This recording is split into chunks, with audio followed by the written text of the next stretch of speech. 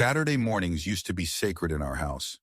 I'd get up late, shuffle into the kitchen barefoot, and Amanda would already be there, still in her robe, humming something off tune as she stirred her coffee. It was the only time we really slowed down. No alarms, no deadlines, no meetings. Just us. That's how it used to be anyway.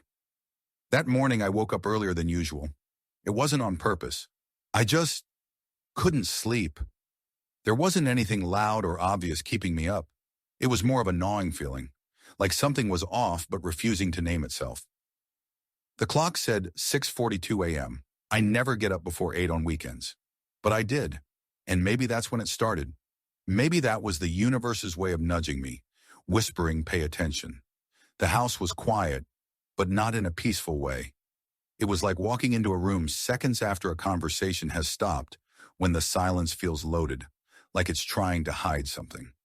I stepped into the kitchen, expecting to find an empty room and maybe some leftover dishes from last night. But Amanda was already there. She didn't hear me come in. She was sitting at the table, phone in hand, fully dressed. Not in the casual hoodie and messy bun way she normally was on weekends. No, she was put together, hair brushed and curled, makeup still faintly visible from the night before, wearing the same navy blue dress she'd left in. And she was smiling at her phone. Not the soft smile she gave when she saw a cute dog video or got a text from her sister. This one was different. It looked younger, like the kind of smile you wear when you're on the edge of something exciting. Then she saw me, and just like that, the smile vanished. Her body jolted slightly, but I noticed.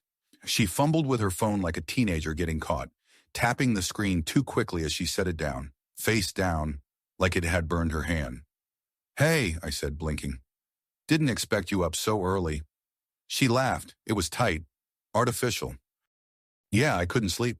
Thought I'd get a jump on emails." "At 6:30 on a Saturday?" I tried to make it sound like a joke, but it landed flat. She noticed. Her eyes flicked to the side, the way they always did when she was trying to think of a response she hadn't prepared for. "I've got that big proposal Monday," she said. "Figured it wouldn't hurt to clear some stuff out of the way." I nodded and moved toward the coffee machine. As I passed her, my eyes dropped, just for a second, to the screen she'd been holding. A photograph, taken in a bar, clearly from last night. The lighting was dim and tinted gold, and the camera angle made it look candid, but not unintentional. Amanda was at a small, round table, seated next to a man I didn't recognize. Their knees were close, maybe touching. His body was angled toward her, too comfortably. Her head was tilted back slightly, caught mid-laugh. And her smile, it wasn't one I recognized. It wasn't for me. Everything about that photo screamed intimacy. She saw my eyes narrow. "Oh," she said too fast, forcing a casual shrug. "That? Just something the guys from the office sent this morning. One of those dumb Friday night debrief things. You know how they are." She waved a hand in the air like it was all nonsense. But her fingers were stiff, controlled. She reached for her mug too quickly, knocking her spoon onto the table. "Who's the guy?" I asked, still keeping my tone light. Didn't recognize him. "Oh, just Robert," she replied. "He's on the finance team. Super awkward in person. I think he leans in like that with everyone." She was talking too fast, too many words at once, like she was trying to flood the conversation before I could ask more. I stared at the overturned phone. It sat there like a loaded GN, silent but full of implication. "Looked like you were having fun," I said quietly. She didn't respond right away. Instead, she picked up her spoon, rinsed it off at the sink, and stayed there with her back turned. "Yeah, well, it was a long week," she said over her shoulder. "We all needed to unwind." There was something about the way she said it, flat, over-rehearsed, like she'd gone over it in her head and now was reading from a script. Amanda never used to sound like that with me. When she finally turned back around, she gave me a smile. Not the one from the photo. This one was thin, tired, mechanical. "I'm gonna hop in the shower," she said. "You want me to make you eggs before I do?" "No, I'm good," I said. She left the room quickly, too quickly, and as soon as I heard the bathroom door close, I sat down at the table and just sat. Something had changed. No accusations, no proof. Not yet. But I felt it. Her smile in that photo, the way she jumped when she saw me. The lie, I knew it was a lie even if I couldn't prove it. The man in the picture wasn't some random coworker who leaned in too much.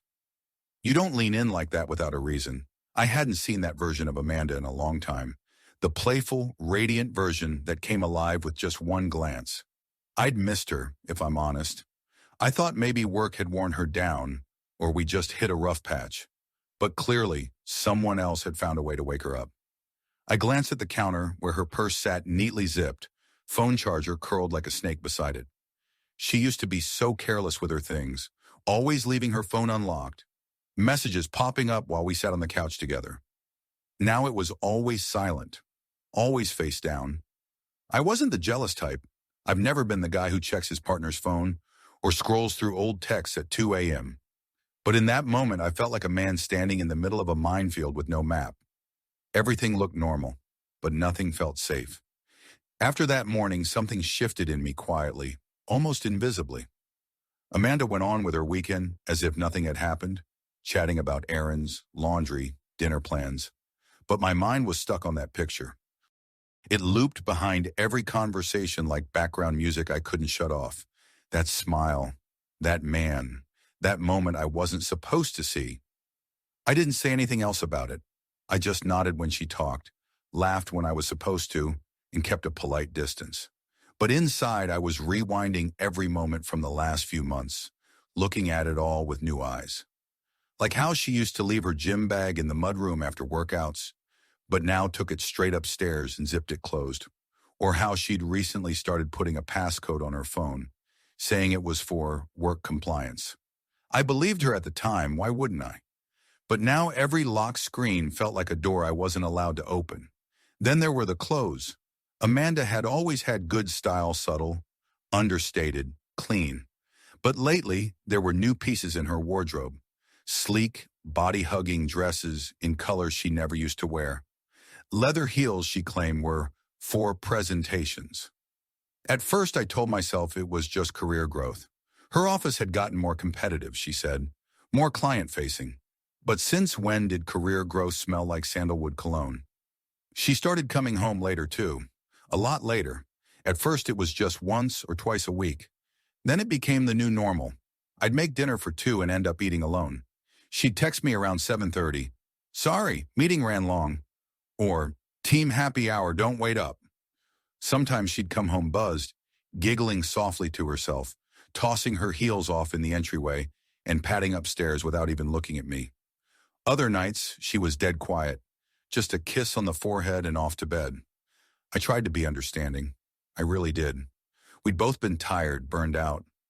Maybe I was reading too much into it. Maybe I just missed the way we used to be. But the little things kept piling up. She used to leave her laptop open on the kitchen counter while she cooked or did laundry. Now she took it upstairs the second she got home and kept it with her like it was an extension of her body. Our shared calendar disappeared from her phone altogether. She said it was glitching after an update, but never bothered to reinstall it. Suddenly, I had no idea when she was out of town or when she had meetings. I had to ask, and even then, her answers were vague. One night, I asked her if she wanted to go to the movies on Friday. She blinked at me, surprised.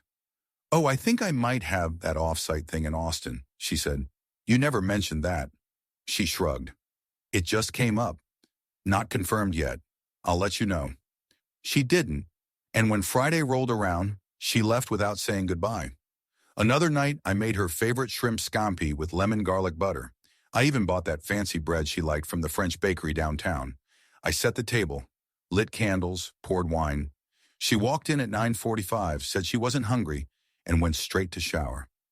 I stared at her untouched plate for a long time before throwing it out. Then there were the mood swings. She used to be calm, warm, grounded. But lately, I never knew what I'd get. Sometimes she was hyper-cheerful, like she was overcompensating.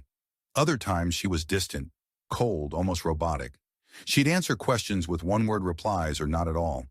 When I asked if everything was okay, she'd say, just tired, or it's nothing. But it wasn't nothing. I could feel it. I started noticing how her phone never left her side, even in the bathroom, even while folding laundry. I caught her once lying in bed, typing quickly with a grin on her face. The moment she realized I was watching, she flipped the phone upside down and yawned. "Just catching up on Instagram," she said. I nodded, but I didn't believe her. And the thing is, I didn't want to be that guy. The paranoid husband. The one who snoops, who accuses without proof, who reads too far into late texts and half lies. I kept telling myself, "You're imagining it. You're projecting. You're insecure." But no matter how many times I tried to talk myself out of it, the pit in my stomach kept growing. One day while she was in the shower, I walked past her phone on the nightstand. It buzzed. I didn't touch it. I swear I didn't. But I glanced. A preview lit up the screen. "Looking forward to next time," followed by a heart emoji. The name was just an initial R. I felt the room tilt for a second. She came out of the bathroom a minute later, wrapped in a towel, humming to herself like nothing had happened. I didn't ask. I couldn't. Not yet. I just nodded and smiled and went downstairs to take out the trash, even though the bin was nearly empty. Later that night, I sat in the garage with the light off, just staring at the concrete floor.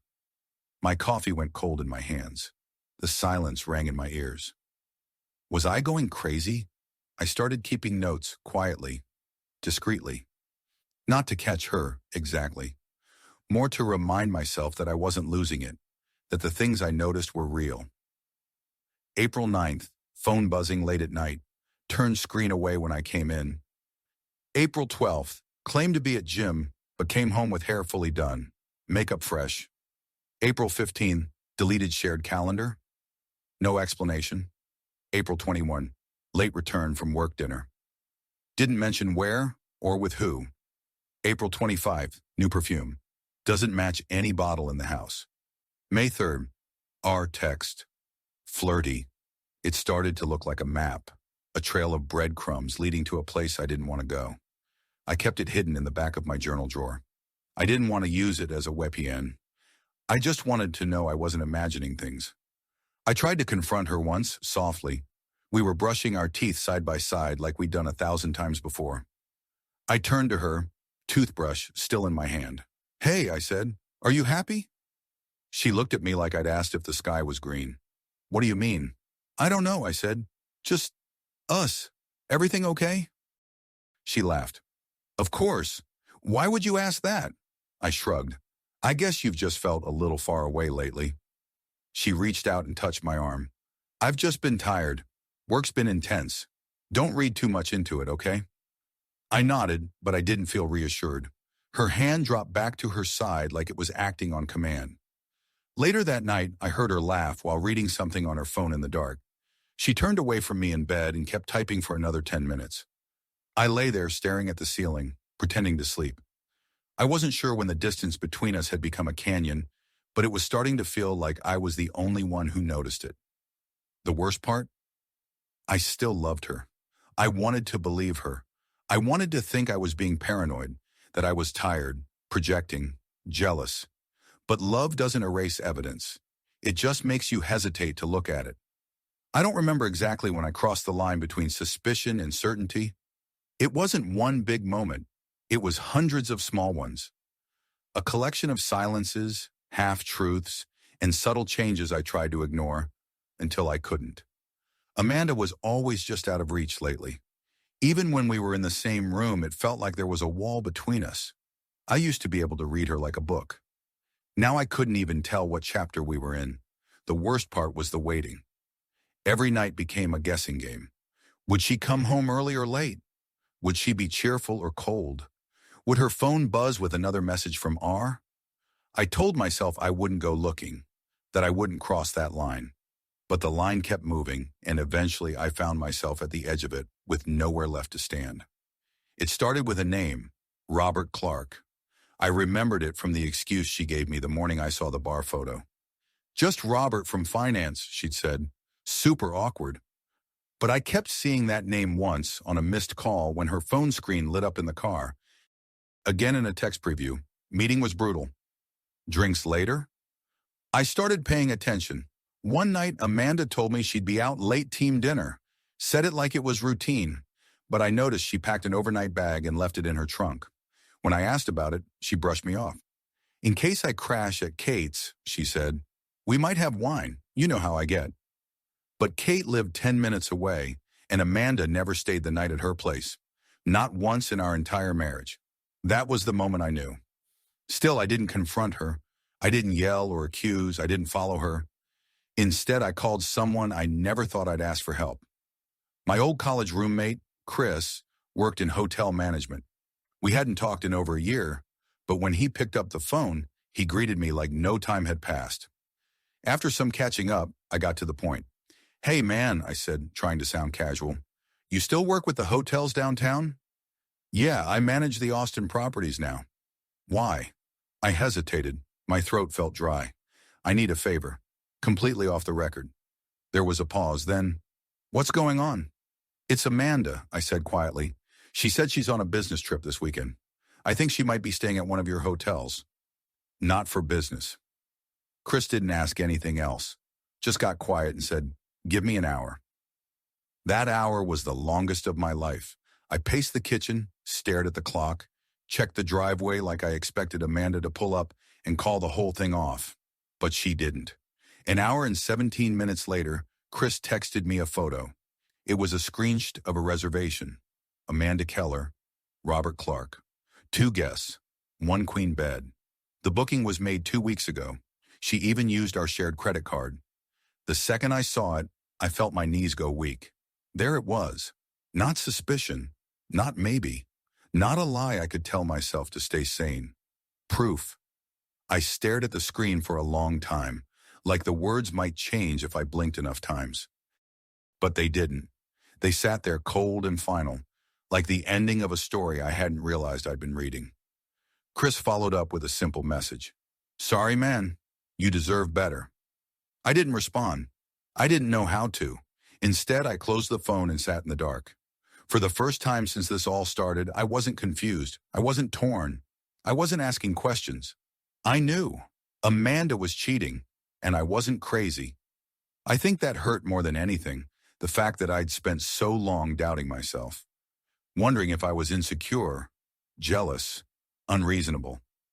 I'd bent over backward, trying to rationalize her behavior, blaming work stress, emotional distance, even myself. But it wasn't me.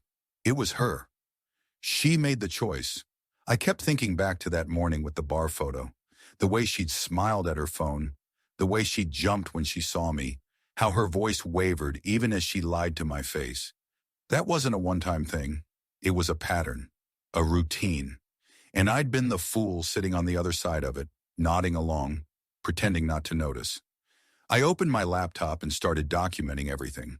The photo from the bar, the overnight bag, the missing calendar, the late nights and vague meetings, the text from R, the hotel reservation with Robert Clark. I created a folder titled Amanda Truth and started dropping everything in. I didn't know what I was going to do with it yet, whether I'd confront her, talk to a lawyer, or just walk away. But I needed it. I needed a record, something to ground me, something to remind me this wasn't a dream. Because honestly, it still didn't feel real. I kept looking at the reservation, hoping it would start to make sense. Like maybe there was an explanation, something innocent I hadn't thought of. But there wasn't. A queen bed for 2, out of town.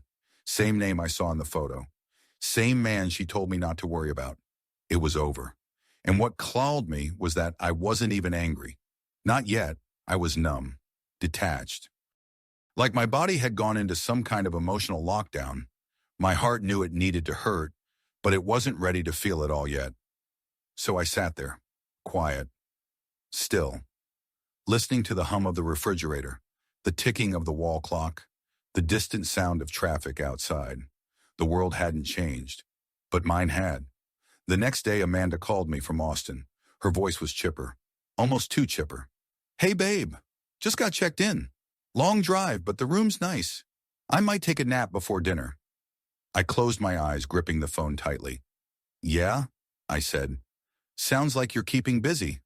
She laughed lightly. You know how these trips go. Non-stop. I nodded, even though she couldn't see me.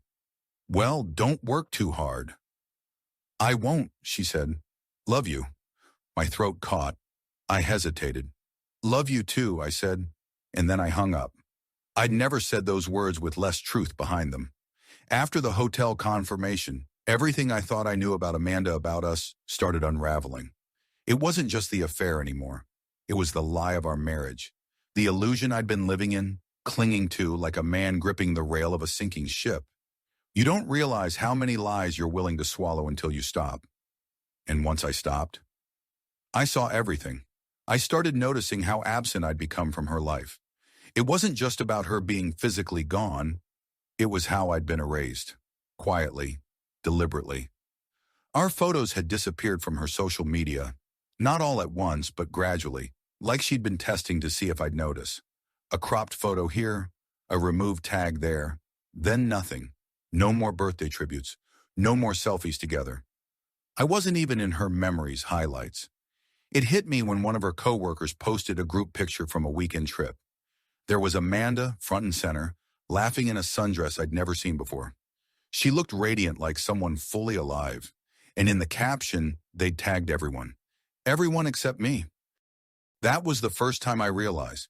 She had removed me from her public life before she'd even had the decency to tell me privately.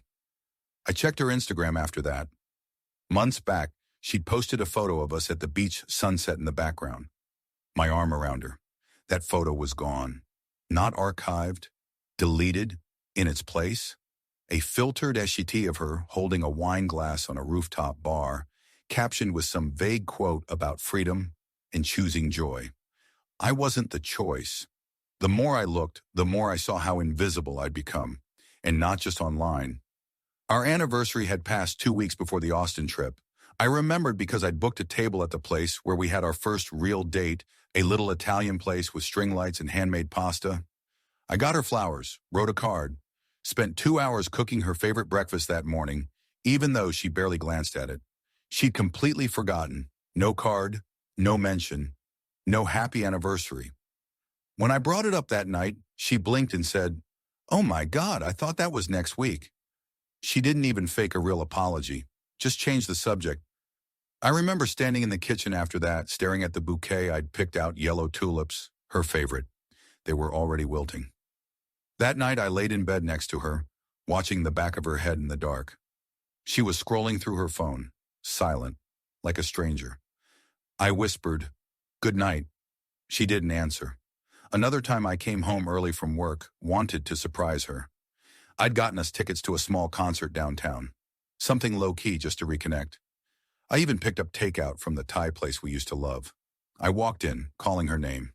Nothing. Her purse was there, keys on the hook, shoes by the door. I went upstairs, found her curled on the bed in gym clothes, earbuds in.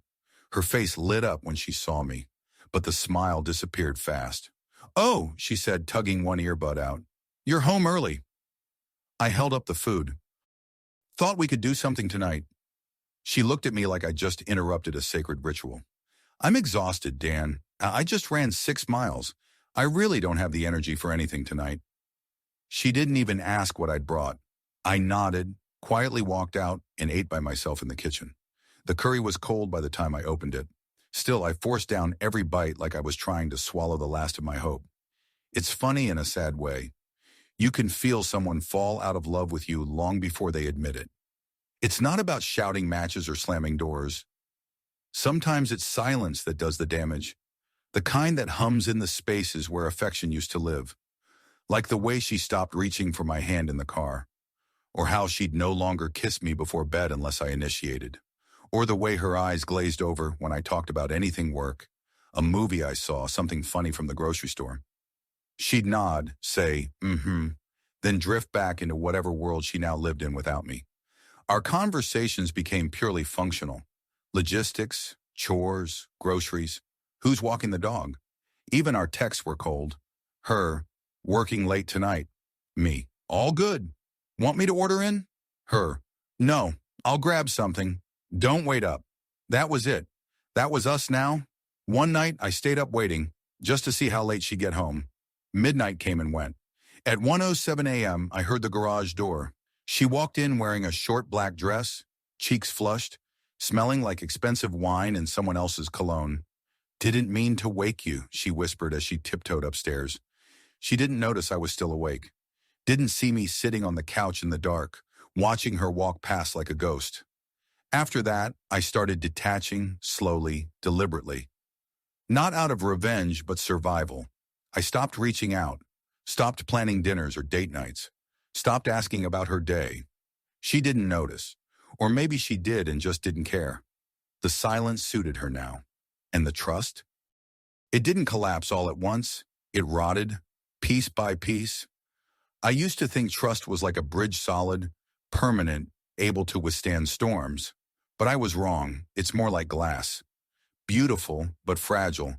And once it's cracked, even if it doesn't shatter right away, it'll never be whole again. I remembered one night in particular. I was doing laundry, hers mostly. I pulled one of her blouses out of the hamper and found a receipt folded in the pocket. It was for dinner, 2 entrees, 2 glasses of red wine, dessert. The date was the same night she told me she stayed late at the office for a budget meeting. The restaurant was in a part of town we never went to together. I didn't say anything, just added it to the folder on my laptop. The Amanda truth file was growing. Receipts, text screenshots, photos, notes, copies of the hotel bookings. I wasn't collecting evidence to confront her. Not yet. I was doing it to stay sane, to prove to myself that what I was feeling wasn't paranoia. It was reality. She was gone. Maybe not physically, not yet, but emotionally, mentally. She'd left months ago, and the woman sleeping next to me now wasn't the woman I married. She looked like her, sounded like her, smelled like her shampoo. But she wasn't her. She was someone else. Someone who lied with ease. Someone who smiled into her phone at messages from another man. Someone who could sit across from me at dinner and act like nothing was wrong while my world was quietly burning down. And still, I didn't confront her. Not because I didn't want to, but because I already knew what she'd say. It's not what it looks like. You're overreacting. You're being insecure. She'd twist the knife and ask me why I was being distant, why I didn't trust her, why I wasn't trying anymore. And I didn't have the energy to argue. She wasn't going to admit it, not until she was caught, not until there was no way out. So instead I watched. I waited. I took notes. And I started preparing for the one thing I never thought I'd have to do. Leave the woman I once planned forever with. Not with screaming, not with accusations, but with quiet certainty, because trust doesn't always explode. Sometimes it just disappears. It's strange how calm you can feel when something finally breaks. Like the moment the dam gives way, not with chaos, but with relief.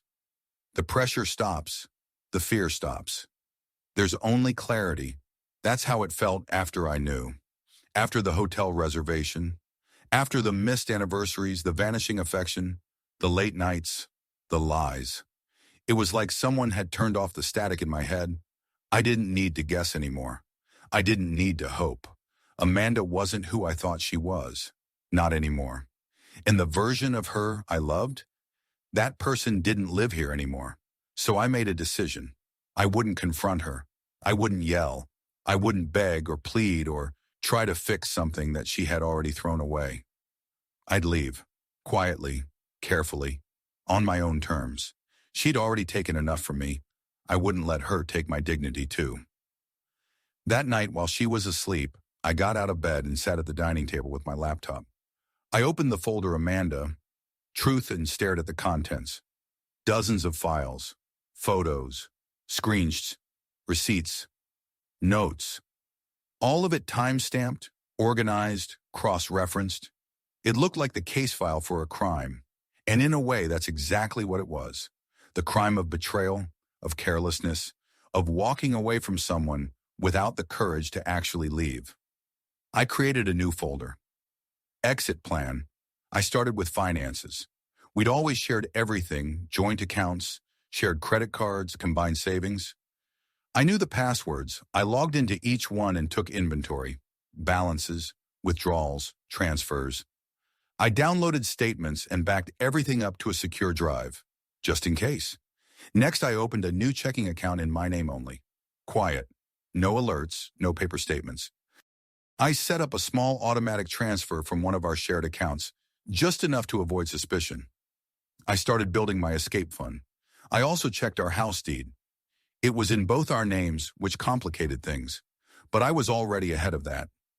I contacted a real estate attorney under the guise of potential refinancing, and we scheduled a meeting for the following week. Then came the documents: birth certificate, social security card, marriage certificate, insurance policies.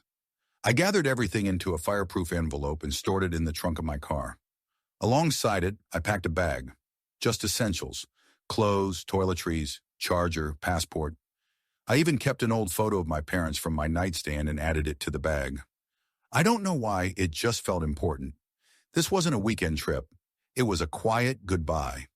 I started sleeping with my phone under my pillow, not because I expected her to go through it, but because I didn't want to risk leaving any breadcrumbs. I cleared my browser history, changed passwords, installed a secure note app for my journal entries. I was careful, almost surgical. The hardest part wasn't the logistics. It was pretending. Pretending everything was fine while I built my exit right under her nose. Pretending to laugh when she told me about work. Pretending not to notice when she went quiet during dinner. Pretending to believe her when she said she was going to yoga, but came home smelling like someone else's cologne. It felt like acting in a play where I already knew the ending.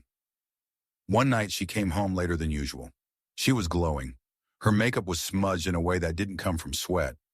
Her heels clicked like punctuation marks as she moved through the kitchen. "You're up late," she said, not looking at me. "Couldn't sleep." She poured herself a glass of wine. Didn't ask if I wanted any. She leaned against the counter, scrolling through her phone with a half smile. I watched her from the couch, wondering who she was texting, wondering if it was Robert. I used to want to ask. Now I didn't care. The answer wouldn't change anything. I was already leaving. The rest was just noise. She didn't notice when I left the room. Didn't notice when I started sleeping on the edge of the bed. Didn't notice when I stopped kissing her goodnight. She didn't notice because she didn't look anymore. She didn't care that she was losing me. And maybe that's what hurt the most. Not the cheating, not the lies, but the absence of grief, the absence of fight. Like I was a character in the background of her life, someone she'd already written out of the next chapter. So I gave her what she wanted: silence. And in that silence, I found space. Space to think, to breathe, to remember who I was before I became the man who lived for someone who had already left. I started going to the gym again, not to impress her, just to feel something, to sweat the bitterness out of my system. I started reading more, old favorites, stories that reminded me of who I used to be. I reconnected with friends I hadn't talked to in months, grabbed coffee, laughed, spoke honestly for the first time in a long time.